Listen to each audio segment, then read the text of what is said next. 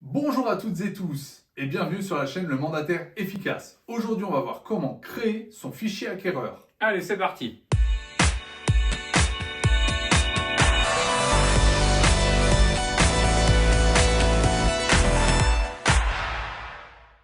Alors oui, créer son fichier acquéreur, c'est quelque chose qui est très souvent négligé, car c'est vrai que ça fait quelques années que nous sommes plutôt dans un marché vendeur, Ouais. c'est-à-dire un marché où on se bat pour avoir des mandats, plutôt des mandats exclusifs selon notre méthode.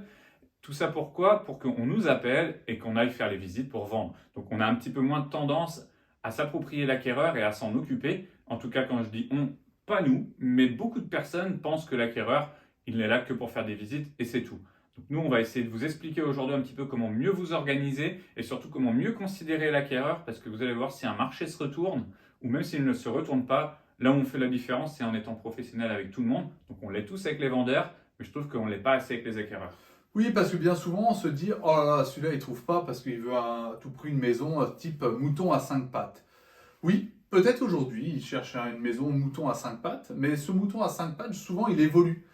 Quand vous discutez avec vos acquéreurs, bien souvent, ils vont vous dire, 15 jours après de leur début de recherche, finalement, on a peut-être élargi notre critère à un quartier un peu plus grand. Ou alors, finalement, on a un peu plus de budget. Ou alors, on voulait 3 chambres, mais finalement, 2 suffisent. Bref, ils ont fait évoluer leurs critères, et ce mouton à 5 pattes qui vous insupportait va devenir un mouton à 4 pattes. Et ce mouton à 4 pattes, vous allez pouvoir lui proposer un bien immobilier. Oui, puis il faut quand même les comprendre. On a tous été jeunes, quand on allait en boîte de nuit, on voulait tous sortir avec Miss Monde et on n'est pas souvent rentré avec Miss Monde. Donc c'est pareil dans l'immobilier, on veut quelque chose d'exceptionnel et après on comprend la réalité du marché. Donc ça, il faut aussi nous comprendre l'acquéreur et là où il en est dans son processus. Donc l'important, c'est de quand même garder aussi les acquéreurs parce que pour le comprendre, il faut le suivre et pour le suivre, il faut être organisé. Or, trop de gens sont là, ils ont un message sur le bon coin, ils appellent non, je suis désolé, la maison est vendue. Je vous remercie, à bientôt. Et il raccroche. Là, il n'y a rien eu. On ne s'est pas occupé du client, il ne s'est rien passé. Bon, vous me direz, vous êtes déjà mieux que certains, vous avez eu la politesse de l'appeler pour lui dire que c'était vendu. Parce que certains font juste, hop, supprime. Et mettent à la poubelle le mail. Ça, c'est vraiment encore plus catastrophique. Mais nous, on va essayer de vous réexpliquer rapidement.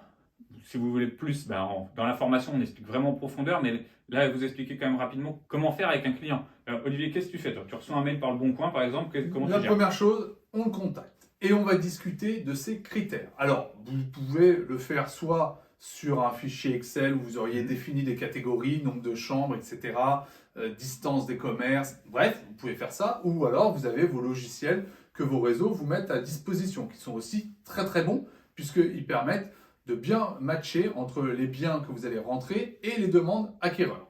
Donc, peu importe ce que vous utilisez, mais il va y avoir quand même une liste de questions. Alors, il ne faut pas non plus qu'on ait l'impression que ce soit un questionnaire de police. C'est pas un horrible. interrogatoire. Voilà, c'est pas un interrogatoire. C'est un échange normalement. C'est un échange. Ça va permettre en plus de marquer l'esprit de l'acquéreur, parce que si vous discutez en 1 ou 2 minutes, autant vous dire, il vous aura déjà oublié. Donc, prenez votre temps, discutez avec lui. Quels sont les critères? Pourquoi tel et tel quartier? Qu'est-ce qui le motive à tel et tel quartier? Une petite question aussi simple que souvent les gens oublient, c'est quels seront vos critères rédhibitoires? Parce qu'on leur demande toujours qu'est-ce qu'ils veulent à tout prix. Alors il va vous dire je veux une maison tranquille, etc. Et puis quand vous allez lui demander les critères rédhibitoires, ça se trouve il ne va pas vous parler de la mitoyenneté. Alors que vous, quand il va vous dire tranquille, vous allez vous dire mitoyenneté, il n'en voudra pas. Pas forcément. Donc discutez, intéressez-vous à lui et surtout notez tout. Il n'y a rien de pire que si un jour vous faites une visite, que la personne vous dit j'ai 3 enfants, et vous lui dites au moment de la visite, alors vous avez combien d'enfants? Là, ça y est, ça prouve que vous n'avez rien fait. Donc déjà, l'important pour pouvoir faire ces questions, moi c'est le conseil que je donne, c'est appelez pas le client que vous avez eu dans la voiture en allant à un rendez-vous. Le mieux, c'est, vous pouvez l'appeler dans la voiture, mais lui dire, écoutez, j'ai bien reçu votre mail, je voudrais pouvoir vous parler de cette maison et pouvoir échanger sur vos critères. À quel moment on peut se faire un rendez-vous? Alors, soit si vous pouvez, c'est génial, c'est le rendez-vous physique. Alors, vous allez chez le client si vous voulez, vous allez dans un bar, le café que vous avez l'habitude.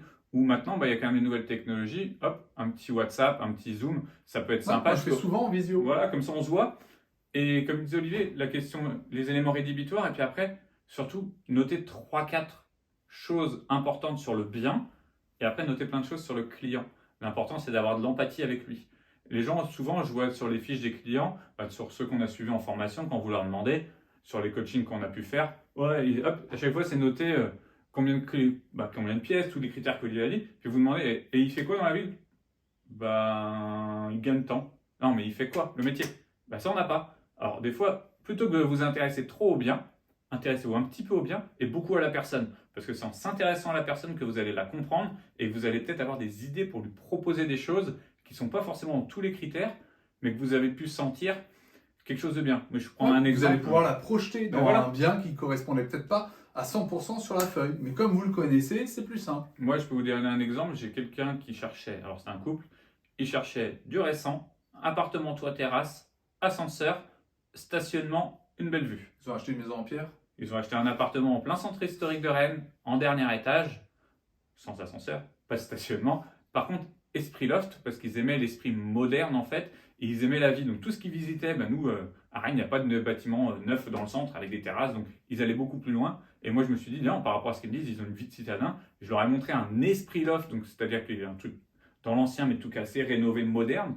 Ils n'avaient pas la terrasse, pas l'ascenseur. Par contre, ils se sont sentis bien dedans. Et si j'avais pas discuté avec eux et vu comment ils évoluaient dans la vie, c'est juste parce qu'ils me disaient ce qu'ils faisaient en fait que j'ai compris qu'il fallait montrer ce bien-là. Sinon, j'y serais jamais allé sur les critères, on n'y avait rien presque.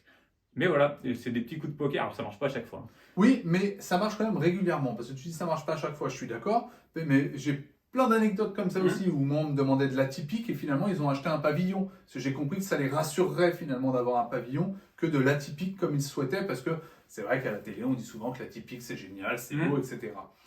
Donc tout ça pour vous dire que c'est très important de collecter toutes ces informations. Mais maintenant il y a autre chose. Il y a le suivi de votre base acquéreur. Une fois que vous avez tous ces éléments, vous avez un truc génial à la maison ou dans votre smartphone, c'est un agenda.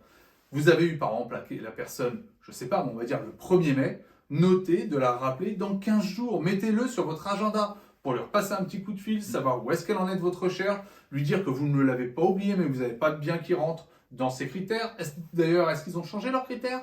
C'est peut-être à ce moment-là qu'ils vont vous dire « Ah bah justement, en parlant de critères, on a évolué avec mon épouse et on a changé telle et telle chose. » Donc une fois que vous avez fait tout ça, que vous avez bien renseigné votre fichier, que ce soit, comme on vous disait, Excel ou autre, que vous avez bien connu les gens, que vous êtes montré une fois aussi en visio ou autre, ça va permettre quand même d'humaniser les choses. Quand vous allez voir vos clients après en visite, vous allez voir comment vous allez vous sentir à l'aise. Donc ils vous ont déjà reconnu, vous allez voir, ça va être un peu plus sympa. Vous connaissez déjà des éléments de leur vie, donc pensez à relire votre petite fiche avant d'aller en visite, ça peut être intéressant pour ne pas oublier. Et vous allez être plus détendu. Et surtout, vous allez avoir un fichier, comme ça, si le marché se retourne et qu'on n'est plus du tout dans un marché de vendeur, mais qu'on est dans un marché d'acquéreur, c'est-à-dire que vous pouvez avoir 4-5 biens par client, et ben ça va vous permettre, vous, d'avoir déjà un fichier, d'être en avance, et du coup de pouvoir continuer votre travail et de ne pas trop sentir ce retournement de marché. D'ailleurs, vous en avez parlé dans une vidéo qui s'appelait le off-market, et le off-market fonctionne si et seulement si vous avez créé une bonne base acquéreur. Exactement. Eh bien nous, on aimerait bien augmenter nos likes et nos abonnés, alors n'hésitez pas à vous abonner et à liker cette vidéo. On vous dit à dimanche prochain, 10h pour une nouvelle vidéo. Afin de travailler efficacement et de vivre sereinement. Excellent dimanche. Bon dimanche.